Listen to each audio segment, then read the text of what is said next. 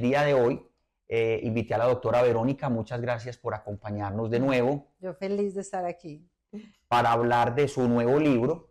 La doctora Verónica, además de profesional de la pediatría, de la endocrinología, es también madre, escritora y bueno, acompañando a los pacientes y sus familias en este proceso de crianza que nunca termina. Hoy vamos a hablar de este nuevo libro que Verónica escribió recientemente, que se llama Cambio de temas, tips para conectar y conversar con los adolescentes. Muchas gracias, Vero, entonces de nuevo por acompañarnos y espero que este material sea de mucha utilidad para los padres y los cuidadores de estos chicos en este proceso de crianza. Yo encantada de estar aquí con tus pacientes, tus familias. Muy bien, Vero, entrando en materia, vamos entonces a hablar un poco de tu nuevo libro. Quisiera empezar con esta frase tan bella que aparece en la introducción del libro, donde tú dedicas el libro a todos los pacientes y a sus familias por sus enseñanzas. Al final son ellos, los pacientes y sus familias, las personas a través de las cuales continuamos nuestro proceso de formación profesional y también de enriquecimiento personal. No solamente nosotros les enseñamos a ellos muchas cosas, ¿no es cierto?, acerca de hábitos de vida saludables, del cuidado de la salud, de muchas cosas, sino que también aprendemos de ellos. Ellos son nuestros maestros por fuera de la universidad. Me pareció muy bella esta dedicatoria tuya a ellos, entonces quisiera preguntarte y que nos contaras cómo aprendes de los pacientes y sus familias en tu ejercicio profesional. Sí, eso es muy lindo como dices tú, porque es que hay enfermedades, hay condiciones, pero la persona que la tiene la asume distinto, ¿cierto? Y hay un espectro de presentación de esa condición. Entonces, los pacientes me enseñan es cómo ellos reaccionan a esa enfermedad, qué preguntas tienen, cómo se sienten, la reacción que tienen al tratamiento. Entonces es muy lindo ver que, digamos que la misma condición, pero en dos personas distintas es otro mundo. Es otro mundo porque es un 360, porque es que no es solamente la condición médica y física, sino cómo influye en sus emociones, cómo influye en su entorno familiar, cómo influye con sus amigos. Entonces es muy lindo porque, digamos, ahí también uno aprende a escuchar y observar, que es lo que nosotros tenemos que hacer como para lograr llegar a las personas, ¿cierto? Porque cada mundo es diferente, aunque sea la misma condición. Correcto, así es, qué bonito. Muy bien. Vero, en el prólogo de tu libro, el doctor Aguirre, médico, es director del Hospital Pablo Tobón Uribe y colombiano ejemplar hace unos años, nos dice que, nos recuerda que el ser humano es un ser incompleto, además de complejo. Cómo completarnos en medio de tanta complejidad, especialmente actualmente donde estamos en un mundo rodeado de tanta tecnología, cómo las nuevas tecnologías y las redes sociales, entre otras muchas cosas, nos están cambiando la vida y ahora con los temas de inteligencia artificial en todas las áreas, mucho más. Entonces quería preguntarte, trayendo esta frase tan bella del doctor Aguirre, que nos recuerda cómo el ser humano es un ser incompleto, además de complejo, cómo completarnos en medio de tanta complejidad interna también por nuestras emociones, la forma como asumimos la vida, cómo asumimos los retos propios, nuestros pensamientos, nuestras expectativas, nuestras frustraciones, en una era tan compleja como la actual y en una etapa tan compleja como la adolescencia, que es de hecho de lo que trata tu libro. No, esa parte pues del doctor Andrés Aguirre, a quien admiro cantidades por su humanismo, digamos que él continuamente, esa cultura que puso en el hospital Pablo Tobón Uribe de Medellín, es que todos somos seres humanos, primero que todo, y nosotros, digamos, el lema del hospital es que servimos con alma. O sea, no servimos con el conocimiento teórico de las enfermedades, así, sino que servimos con alma, porque es que el ser humano es físico, espiritual, psicológico y tiene un alma, tiene un ser. Entonces, yo creo que no hay edad que uno no deje de aprender y uno es imperfecto por naturaleza, porque el ser humano pues se equivoca, digamos, se enfrenta a situaciones diferentes en las que tiene que asumir cosas. Digamos, los niños y los adolescentes están en esa búsqueda interior, en ese cambio, y nosotros como adultos significativos tenemos que estar ahí como para ayudarlos a hacer ese puente de la niñez hasta la vida adulta para que sean autónomos, para que sean felices, para que no crezcan en la superficialidad del mundo material ni del mundo del que irán, sino que sean valiosos por los principios. Nosotros como padres y cuidadores tenemos que estar ahí como repitiendo mil veces, y eso también influye en los colegios, de que el ser humano es mucho más que eso, porque sí están bombardeados pues por la tecnología y todo eso. Entonces, el ser humano imperfecto, que necesitamos, digamos, tener unos principios sólidos de qué es lo valioso, nosotros como padres, como pediatras, o sea, tenemos en cada contacto que tengamos con un niño, con un adolescente, con un cuidador, hablar que en realidad el ser humano es el ser humano, los principios de adentro, no esa superficialidad ni ese bombardeo de imágenes y videos perfectos o imágenes en la playa, o sea, todo es perfecto, no, nada tomó tiempo, o sea, todo lo quieren ya, sabiendo que en realidad la vida no es eso, la vida es un proceso, la vida es de disciplina, la vida es de fracasos, cómo asumiste el fracaso,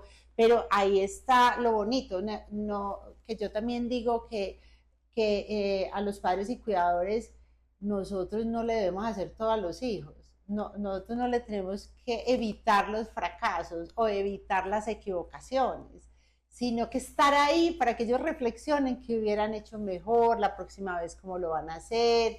Tan sencillo como que dejaron la lonchera en la casa, hoy uno corre para el colegio aunque tenga pan y se la lleva. No, pues ese día que le dé hambre, que le pida un amiguito, que le pida prestado de la cafetería, que se la rebusque, no se va a morir de hambre, o que dejó la tarea, pero tanta sobreprotección para que mi niño no le pase nada, para que no sufra.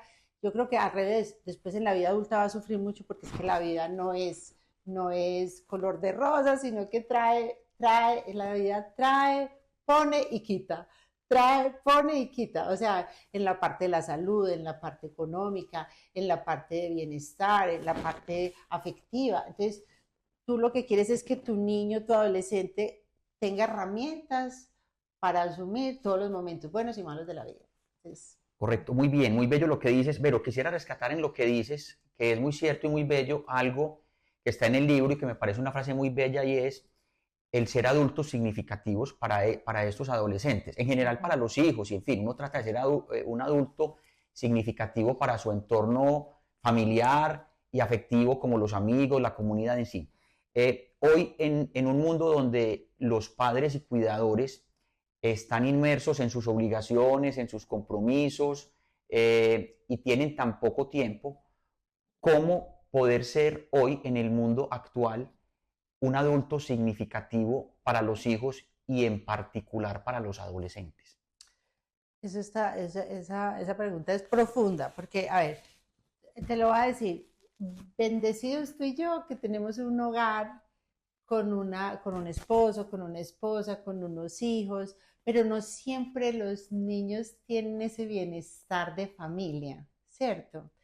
Entonces, para nosotros como papás trabajadores, pues nosotros desde que tenía 3 meses el muchachito, pues la mamá salía a trabajar y ay no, yo no voy a ser capaz porque cómo voy a trabajar y cómo voy a dejar a mi bebé. Somos capaz porque el tiempo que lleguemos a la casa tiene que ser de calidad. No puede ser con el celular, uno tiene que mirar a los ojos, uno lo tiene que escuchar, si es un niño chiquito jugar, armar, jugar escondidijos, si es más grande preguntarle cómo le fue y uno contar cómo le fue. Pero hay muchas familias que no tienen la bendición que tenemos tú y yo, que es que son papás separados, los cuida la abuelita o los cuida la nana o los ponen en clases y clases para que estén entretenidos, entonces del colegio se quedan en semillero de fútbol y después van a clase de violín. Entonces yo digo que todos somos adultos significativos porque puede ser el profesor de violín que está uno a uno con ese niño y lo ve carita triste, lo ve desmotivado, no lo ve igual que siempre. Paren esa clase un día y siéntate a conversar a ver qué siente, qué le pasó, cómo está con los amigos. Entonces ahí es cuando yo digo que todos los que tengamos contacto con niños y adolescentes por medio de la observación, por medio de la escucha, podemos hacerle la vida diferente a ese niño. Y todos somos responsables de ayudarlo en ese transitar de su inseguridad, porque un niño y un adolescente teniendo cambios físicos, o sea, pelos, sudor, barritos, hay unos más altos que otros, hay unos más gorditos que otros, entonces claro, para ellos, los niños, los adolescentes, sobre todo la validación y la aceptación social es la prioridad 1, 2, 3, 4 y 5, y de por allá hay otra, pero la prioridad mayor es la validación y aceptación social, entonces tanto en lo físico como pertenecer a un grupo. Entonces, si hay un niño que no encaja, que no tiene habilidades sociales, que está, por ejemplo, o al revés, que está todo el día metido en unas pantallas, no está consiguiendo las habilidades sociales para enfrentarse a que le dé pena, a llegar a un sitio y saludar y mirar a los ojos, hablar en público. Entonces, lo que yo digo de los adultos significativos es que sin querer queriendo todos somos responsables y podemos ser muy cariñosos y muy empáticos con ese adolescente que puede que esté en un momento de rebeldía. Y entonces, no, es que él no quiere hablar conmigo porque él se mantiene con esos audífonos, es que él ya no quiere salir conmigo. Entonces uno dice, no, espérate, detrás de esa rebeldía, él te quiere decir algo. Sácale un minuto. Yo creo que ahí nosotros como adultos no dejemos de dar cariño, de dar afecto, dar estímulos. A todos nos gusta que nos digan cosas bonitas. Entonces, esa es invitación también, que uno a veces le exige mucho a los adolescentes, pero los adultos que estamos cerquita nos tenemos que reevaluar cómo los tratamos.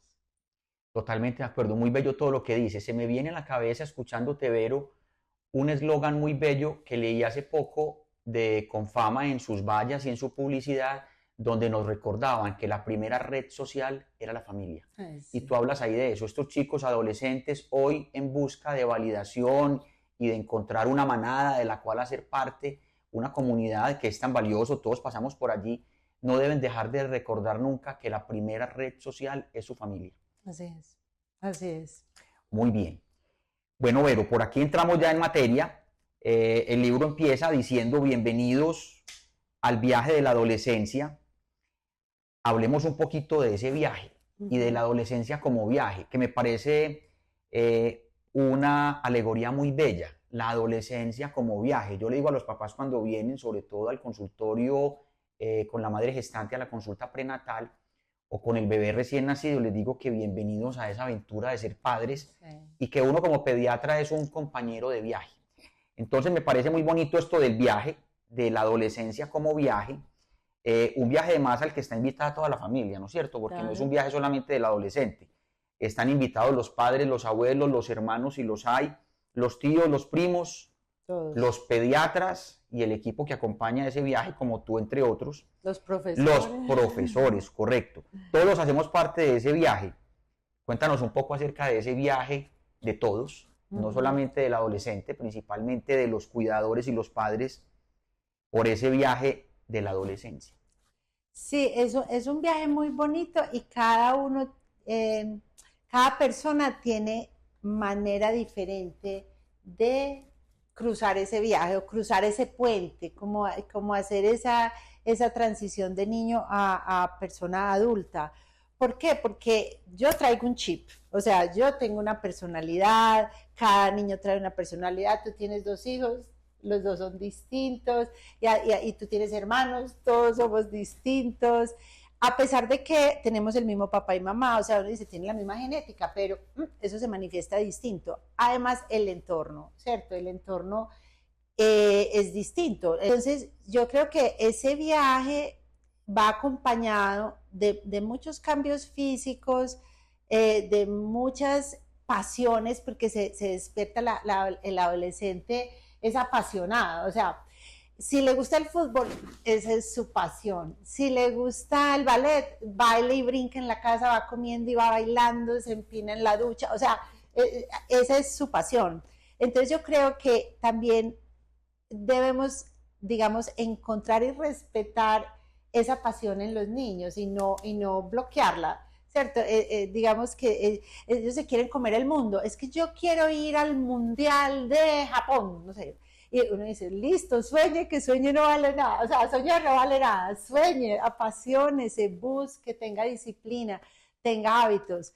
Entonces, ese recorrido va a ser también como, ¿qué tienen por dentro? Tienen cambios físicos que son incómodos, tienen atracción, ya empiezan con atracción sexual, ya empiezan con una maduración que pueden quedar en embarazo o dejar en embarazo. Entonces hay que educarlos en una sexualidad sana. Ese cerebro, uno decía, no, a los 18 ya, cédula, adulto joven. Eso hasta la universidad son adolescentes porque ese cerebro madura, esta corteza prefrontal madura por ahí hasta los 25 años, que es la capacidad de tomar decisiones, ¿cierto? Y medir las consecuencias. Entonces, por eso los adolescentes son explosivos, exploradores, impulsivos, ellos quieren la fiesta, pero hasta las 5 de la mañana, sí, el riesgo que tienen de beber, el riesgo que tienen del vapeo, de la droga, de la velocidad en el carro, de la sexualidad promiscua. ¿Por qué? Porque ellos muchas veces no tienen filtro. Pues, ¿cómo hacemos para que digamos, esa fisiología no acabe en un accidente de tránsito, en un embarazo, en una drogadicción? Pues ahí estamos, hay que siempre estar, hay unos entornos que son más vulnerables, ¿cierto? Un entorno donde no haya afecto, un entorno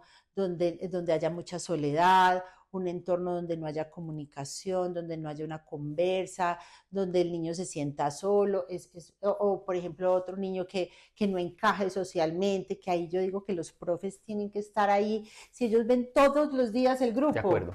Y hay niños solos en el recreo, el niño puede, hay niños que pueden decir, no, mi papá es alcohólico, entonces llegó devastado al colegio esa semana porque pasó algo en la casa, o una situación de violencia en el barrio, o la abuelita se murió, o sea, cosas que pasan en la vida, ¿cierto? Entonces, yo creo que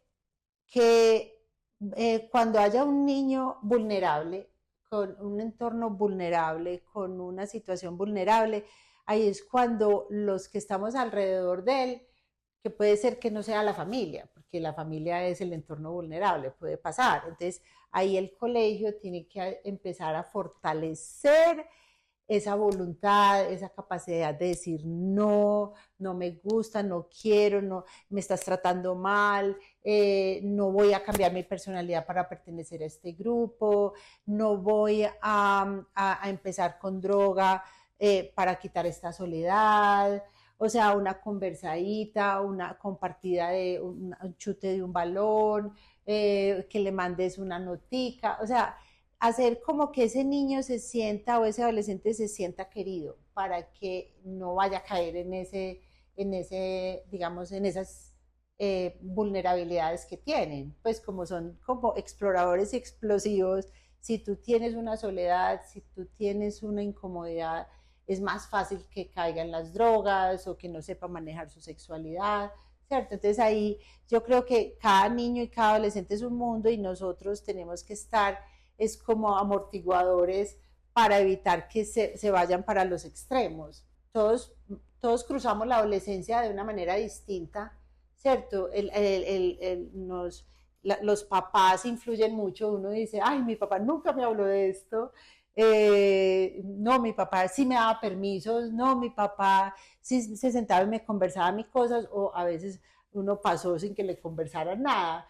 Entonces, pero yo creo que ahora, hoy, 2025, nosotros sí tenemos que sentarnos a conversar de tantas cosas que hay, pero y esa es mi invitación, o sea, hay que tener conversaciones incómodas, porque es incómodo hablar de sexualidad, o sea, ¿yo qué les digo? ¿Cómo les digo? Si yo le hablo de sexualidad, estoy promoviendo que tengan sexo. No, eso no. O sea, la pubertad, las hormonas, la fisiología del cuerpo finalmente es para adquirir una capacidad reproductiva y una libido y una atracción hacia alguien. Entonces uno les tiene que enseñar que hay un capítulo grandote de sexualidad, pues cómo es una sexualidad sana, pues se manejan todos los sentidos, la sexualidad no es solamente la penetración o el sexo que sale en las canciones, pues todo eso, sino que es una relación que se construye con afecto, con atracción, con coqueteo. La mirada es lo primero, lo que se diga, lo que tú oigas, la notica, la chocolatina, y finalmente cuando ya haya como pues como una madurez física, mental, pues tener una penetración, un sexo, pero afectivo, pues es afectuoso, que sea placentero, que no sea porque yo quiero saber eso cómo es, la canción dice que así, el porno lo veo así, o sea, que no aprendan por pornografía la sexualidad. Pero entonces ahí yo invito es que conversemos. Pues en ese viaje hay que sentarse a conversar muchas veces. Qué Sí, maravilla. Escuchándote recordé también algo muy bello y es a todos nos gusta viajar, a todas las edades. sí, Y a medida que vamos creciendo, disfrutamos aún más de los viajes. Pero definitivamente una de las cosas que hace más maravilloso un viaje no es el destino, sino la compañía. ahora, En ese orden de ideas, rescato mucho, como tú lo mencionas, en ese viaje de la adolescencia, tratar o procurar ser la mejor compañía para los hijos. así es. Vero, mencionaste también ahora, y en el libro lo hablas a profundidad porque es uno de los capítulos, el tema no solamente de la atracción física, de la anticoncepción, de cómo hablarles de sexualidad, sino también el tema de la pornografía, desafortunadamente hoy tan parte de la vida diaria y cotidiana y que se nos cuela por ahí a través de la tecnología, los celulares, las redes sociales. Eh, Mencionabas ahorita un tema y es una pregunta que le hacen a uno los padres, yo también me la hice como padre y es, ¿en qué momento hablarles de sexualidad a los hijos? Sí, esa pregunta también me la hacen mucho. A ver, yo digo que todos fuimos concebidos por una relación, ¿sí o no? Y uno desde que nace, desde que está en embarazo y digamos que siente ese amor, siente como ese afecto por esa personita que va a nacer y nace y uno los llena de besos y de abrazos y caricias, ese olor, o sea, uno que usa la mirada, lo que oye, ese ruidito, esas carcajadas, cómo huelen de hermoso, esa piel que uno toca y es divina, todo eso es sexualidad, de otra manera, ¿cierto? Entonces, yo creo que también mientras son chiquitos uno maneja la sexualidad afectuosamente, con esos abrazos, con esa cojita de mano para cruzar la calle, pues, y ellos van creciendo y van haciendo preguntas. Ay, la tía Ceci, mami, ¿cómo quedó en embarazo la tía Ceci? Pues ahí uno le dice, por el afecto que tenemos el papá y pues el papá, el esposo de la tía Ceci, ellos se juntan, juntan una semillita, el óvulo, espermatozoide y nace un bebé. Eso puede ser una respuesta para 3, 4 años. Ya después, cuando estén más grandecitos, tipo grandecitos y son chiquitos mentalmente, pero uno les tiene que explicar por qué lo van a ver en fotos, en videos, en vallas, en los aeropuertos, mejor dicho, en todas partes, besos, abrazos y hasta escenas de sexo. Entonces, uno decir, mira, es que existe la sexualidad afectuosa, es la penetración del pene a la vagina, eso se hace con mucho afecto, y ahí está la interacción del óvulo con el espermatozoide, ya después le explica a uno que entonces por eso el útero y la menstruación es para que después tengas un bebé y un embarazo, y cuando tienen, digamos, 10 12 años, uno empezar a decir, mira, existen, ¿oíste esa canción? ¿Qué te parece esa canción? ¿O viste esa escena? O sea, aprovecharlos pues como las oportunidades que le va dando la vida a uno en un carro y uno ve una foto por allá, un video por allá o una canción, uno dice, ¿qué te pareció eso? Pues, y eso es qué, ¿Y tú qué opinas de eso? Entonces uno ahí ya, según lo que vaya escuchando y oyendo, puede que muchos se hagan, no, normal, sí, bien, porque claro, les da pena hablar con el papá y la mamá, pero entonces uno dice, no, mira, pues yo te voy a decir, el sexo existe, pero digamos, como dije ahora, es tener una pareja estable, con una sexualidad sana, es íntimo, no se comparte, no se reenvían, no se toman videos, no se toman fotos desnudos para mandársela a la amiga o al amigo. Correcto.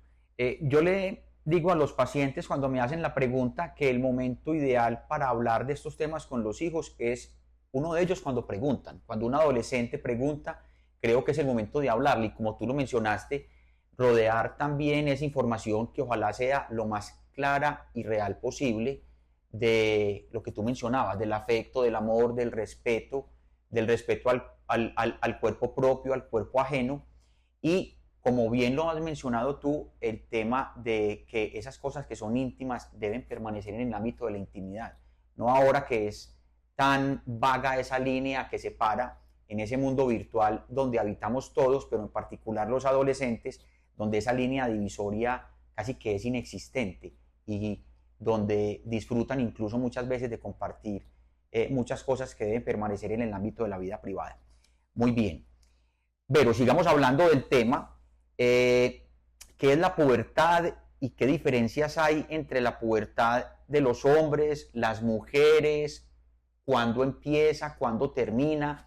Y una pregunta también muy común que nos la hacen pues casi todos los padres y cuidadores de adolescentes y es ¿cuándo ir al endocrinólogo? Ya, bueno, la pubertad es como el despertar de las hormonas que se activan aquí en la hipófisis, la LH, FSH, para estimular las gónadas. Entonces, en las niñas son los ovarios el estradiol y en los hombres es la testosterona por los testículos. Entonces, el primer signo de pubertad de las niñas es la aparición del botón mamario. Usualmente es cerquita a los 10 años, la mayoría cerquita a los 10 años. Y empieza ese botón mamario y más o menos les llega la menstruación 2 años después. En ese periodo crecen muchísimo, muchísimo, muchísimo. Cuando llega la menstruación, no es que paren de crecer, después siguen creciendo más despacito, más lento, hasta llegar hasta talla final heredada. Y los hombres, el primer signo de pubertad es súper escondido, o sea, ellos no se dan cuenta ni los papás tampoco, porque es el aumento del volumen testicular. Entonces esa gónada empieza a producir testosterona y esos cambios son súper escondidos el primer año entre los 11 y medio, 12 y medio, y ya más o menos cerquita a los 13 empiezan el estirón de la talla, que por eso es que los hombres se estiran después de las niñas, 2 años después de las niñas. Y ellos crecen muchísimo entre 13 y 15 años. Más o menos a los 14 empiezan con los gallitos, con el cambio de voz, y a los 15 empiezan como con barba, más o menos. La capacidad de quedar en embarazo es después de la menstruación en las niñas y después más o menos, pues, o sea, todos tienen tiempos distintos, pero un promedio es desde los 13 en los niños que empiezan con eyaculaciones. Entonces, apenas empiezan con eyaculaciones, ellos pueden dejar en embarazo. Pero digamos que esos son los cambios de la pubertad como más normales, asociados a otros que salen de las adrenales, que es la aparición de la sudoración, el vello púbico, el vello axilar y el acné. Y esos, como me decía ayer una residente, esos son los más malucos. Claro, sudar, granos, pelos, eso es súper incómodo. Entonces, como que estar también con esa comunicación con ellos, porque esos cambios también generan como, uy, no, ¿qué es este grano? No, ¿qué es esto? Estos pelos. O sea, pero entonces, tener esas conversaciones, a ver ellos cómo se sienten y ayudarles asociado a que emocionalmente están en el culmen de la sensibilidad porque esas Correcto. hormonas son muy hormonales, pues muy emocionales. Mm. Correcto, muy bien. Pero son muchos temas Pues sí, que pudiéramos estar aquí días enteros. sí. Seguramente tendremos más adelante oportunidad de seguir profundizando en algunos de ellos. Muchas gracias, Vero, Ay, nuevamente. Me no. encanta verte, compartir contigo estos espacios Lo mismo, y lo espero mismo. que podamos seguirnos viendo nuevamente para conversar de todos estos temas. Muchas gracias. También los invitamos a seguirnos en las redes sociales de Hola Doctor, de Juan Pablo González, de Verónica. De Verodice y de Abad Laboratorio. Y de Abad Laboratorios. Muchas gracias. Muchas gracias.